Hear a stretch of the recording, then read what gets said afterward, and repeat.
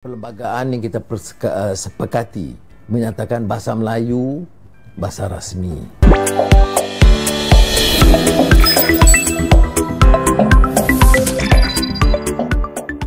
Assalamualaikum warahmatullahi wabarakatuh. Halo teman-teman, jumpa lagi di Aryan M Channel. Oke, buat teman-teman yang klik video ini, saya harapkan mudah-mudahan teman-teman masih dalam kondisi sehat walafiat. Dan jangan lupa dukung channel ini dengan cara like juga subscribe. Oke teman-teman, mungkin terlalu sering dibicarakan ataupun dibahas ataupun diperdebatkan permasalahan bahasa yang ada di Malaysia ataupun kaum Melayu di sana. Dan hal inilah yang mungkin menyebabkan seorang Perdana Menteri Malaysia, Anwar Ibrahim, turun tangan sendiri untuk memberikan wejangan yang berkaitan dengan permasalahan bahasa, juga tentang orang Melayu di Malaysia yang sering diperbincangkan. Oke, seperti apa videonya? Sebelum kita berkomentar, kita akan lihat dulu. Prinsip perlembagaan yang kita sepakati menyatakan bahasa Melayu bahasa rasmi, walaupun dibenarkan bahasa-bahasa lain. Islam agama persekutuan, kedaulatan raja-raja Melayu.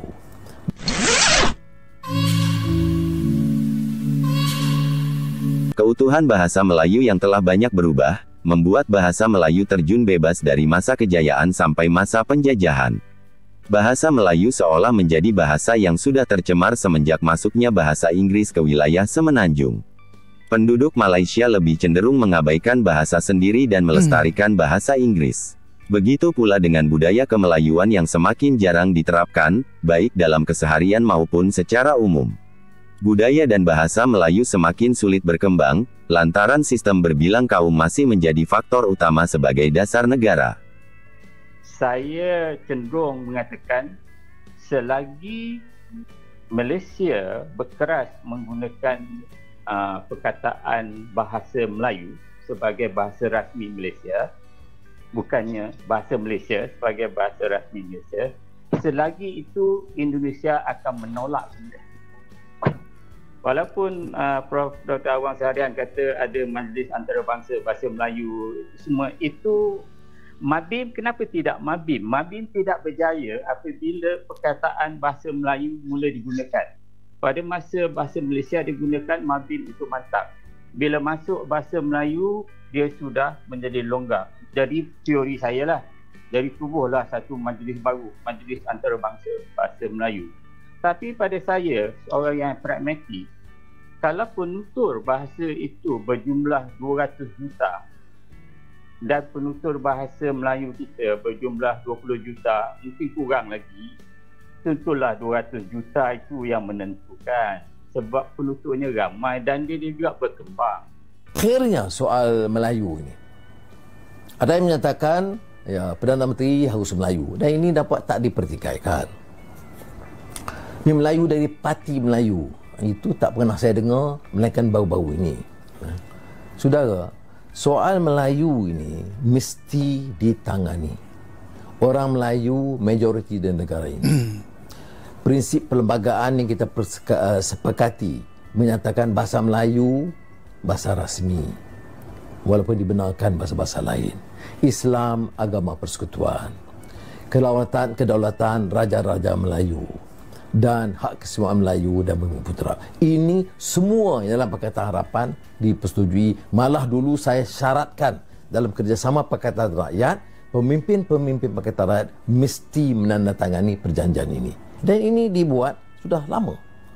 Tetapi saya mahu supaya kerajaan kita yang bakal kita tubuhkan, yang baru ini, harus juga jelas dalam perkara ini. Kita tidak mahu lagi anggapan menghina kaum sendiri. Melayu ini, seperti yang saya sebut tadi dalam soal keadilan sosial yang dikupas oleh beberapa ulama dan tokoh dan sarjana, harus beri peluang. Ya. Mesti berikan peluang kepada mereka. Jangan hina mereka sebagai bangsa yang malas. Ya.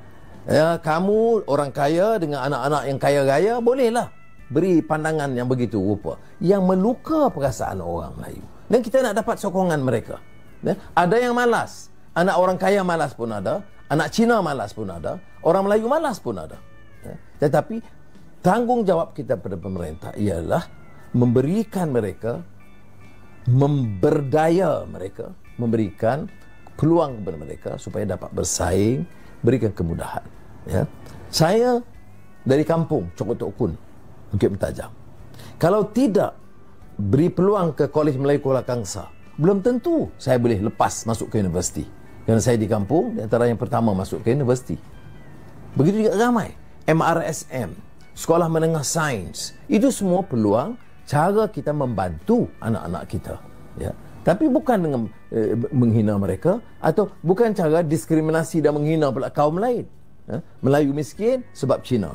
Ada pula satu Melayu miskin sebab malas. Melayu miskin sebab Cina.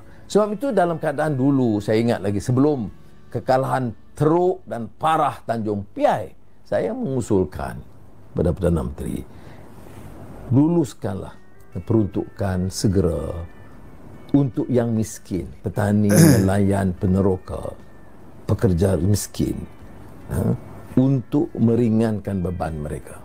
Tak ada makna kita nak salahkan orang itu, kementerian ini, kementerian ini, tapi tidak dilakukan. Kemudian sekarang ini saya bimbang juga. PPSMI, ya, mengajar sains dan matematik dalam bahasa Inggeris. Ya. Untuk anak di bandar, okey, kita boleh runding dan selesaikan sedikit sebanyak. Tapi untuk paksa ini sebagai satu sistem di negara kita, dia langsung tak tahu apa yang berlaku di Manik Urai, di Kundasang. Mungkin Kundasang biasa lebih dengan bahasa Inggeris, tapi saya tahu kalau di Cerok Kudung, di Ulu Tembeling, guru yang mampu mengajar dalam bahasa Inggeris pun tidak ada. Jadi kawan-kawan saya di bandar, di kota, saya minta selain daripada mau mengangkat keupayaan bahasa Inggeris, yang kita tidak halang, tapi martabatkan dulu bahasa Melayu, bahasa ilmu, dan jangan tekan dan laksanakan program yang akan mengakibatkan kerugian kepada kaum Melayu. Ini yang orang Melayu bangkit marah ni sebab itu, ya.